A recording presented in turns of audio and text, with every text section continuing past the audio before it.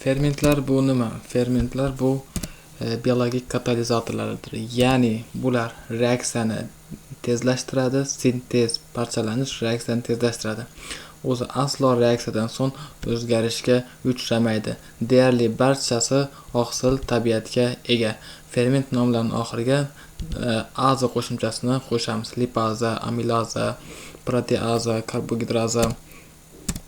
Fermentlarni yod olishda yo'llarida, ya'ni biz oqsillarni parchalovchilarga proteaza, ya'ni protein, oqsillarni parchalovchilar proteazalar, yog'larni parchalovchilar, ya'ni lipidlarni parchalovchilar lipaza, uglevodlarni parchalovchilarga karbohidraza va nukleotidlarni parchalovchilarga biz nukleazalar deb ataymiz. Keldik kinazalar. Bizga ma'lumki kinazalar ya'ni ATF bilan bog'liq bo'lgan jarayonlarda ishtirok etadi.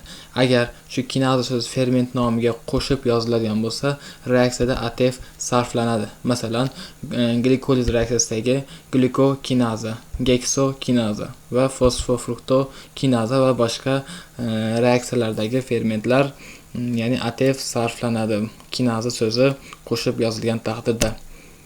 Masalan, bu yerdagi glyukozadan glyukoz 6 fosfat, glikokinaza va geksokinaza. Va bu yerda fruktoza 6 fosfatdan fruktoza 1,6 bifosfat. Bu yerda ATF sarflanyapti. Agar shu ferment nomidan ajratib yoziladigan bo'lsa, ATF hosil qiladi. Masalan, fosfogliserat kinaza va piruvat kinaza va boshqa reaksiyadagi jarayonlarda kinaza so'zi ajratib yozilsa, ATF hosil qiladi. Bularga masalan 1,3-difosfogliseratdan 3-fosfogliserat hosil qilyapti. Bu yerda ferment fosfogliserat kinaza. Ikkinchisida bo'lsa fosfoenol piruvatdan piruvat hosil qilyapti. Ferment piruvat kinaza fermenti. Dehidrogenazalar. Bu ular qanday fermentlar? Agar ferment nomida dehidrogenaza qo'shimchasi bo'lsa, bu reaksiyada albatta NADH va FADH ishtirok etadi.